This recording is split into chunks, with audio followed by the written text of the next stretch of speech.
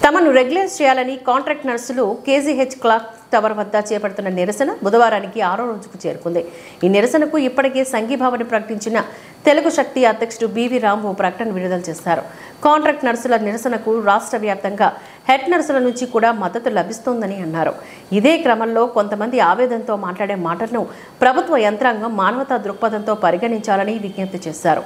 తిరుపతిలోని శ్రీ వెంకటేశ్వర రామనారాయణ రుయా ప్రభుత్వ జనరల్ హాస్పిటల్లో విధులు నిర్వహిస్తున్న హెడ్ నర్స్ చంద్రకళకు సూపరింటెండెంట్ సోకాస్ నోటీస్ ఇవ్వడంపై తెలుగు శక్తి అధ్యక్షుడు బివి రామ్ స్పందించారు. హెడ్ నర్స్ చంద్రకళ మంగళవారం ఈ సందర్భంగా మాట్లాడుతూ ఏఎన్ఎంలు లంచాలు ఇచ్చారనే మాట ఆమె నోటి నుంచి కేవలం ఆవేదనతో మాత్రమే వచ్చిందని అన్నారు. ఏఎన్ఎంలు అంటే నర్సులతో పాటు ప్రతి ఒక్కరికి గౌరవభావం ఉందని చెప్పారు. కోవిడ్ వారియర్స్గా పనిచేస్తున్న కాంట్రాక్ట్ నర్సులు చేస్తున్న ఈ నిరసన ప్రభుత్వాన్ని మేల్కొల్పి వాళ్ళ తగిన న్యాయం చేయాలని సంకల్పంతో చేస్తున్నారు తప్ప ప్రభుత్వం పైన పోరాడే ఉద్దేశం వాళ్ళకి ఎటువంటి లేదు మనం చేస్తున్నాం.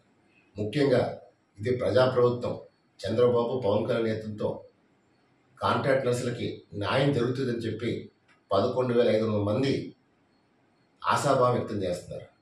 మరి ఈరోజు ఈ జీవో 115 తీసుకొచ్చి కాంట్రాక్ట్ నర్సుల పైన లేనిపోయిన దుమ్మారాలు లేపని మనం చేస్తారు. ఇవాళ ఎవరైతే సచివాలయంలో ఏఎన్ఎంలుగా ఉన్నారో వాళ్ళు ఎంపీహెచ్డబ్ల్యూగా ట్రైనింగ్ 1.5 year ట్రైనింగ్ ఇచ్చి వాళ్ళు ఇచ్చిన ట్రైనింగ్ చదువుకున్న డిగ్రీ చేసిన పీజీ చేసిన పీహెచ్డీతో సరిసమానం కాదు మనం చేస్తున్నాం. ఎందుకంటే ఈరోజు గడిచిన 15 సంవత్సరాలుగా వీళ్ళు నిస్వార్థంగా సేవలు అందించారు తప్ప ఏది ఆశించలేదు, ఏది కోరుకోలేదు. ఈరోజు అనవసరంగా జీవో నెంబర్ 115 తీసుకొచ్చి లేని చిచ్చుని ప్రభుత్వం మంట లేపింది తప్ప దీనికి ఇవాళ రాష్ట్ర వ్యాప్తంగా అన్ని జిల్లాల్లోని కాంట్రాక్ట్ నర్సులు నిరసన తెలియజేస్తున్నారు. ఇవాళ 6వ రోజు అయినా సరే వాళ్ళు విధులు బహిష్కరణ చేయలేదు.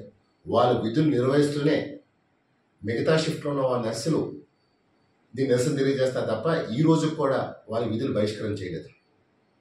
వాళ్ళ పేషెంట్లకి ప్రాధాన్యత ఇస్తున్నారు తప్ప. నేను కోరుతుంది ఒకటే, రాష్ట్ర ప్రభుత్వాన్ని ముఖ్యంగా ముఖ్యమంత్రి చంద్రబాబు నాయుడు గారిని దయచేసి సానుకూలంగా స్పందించండి.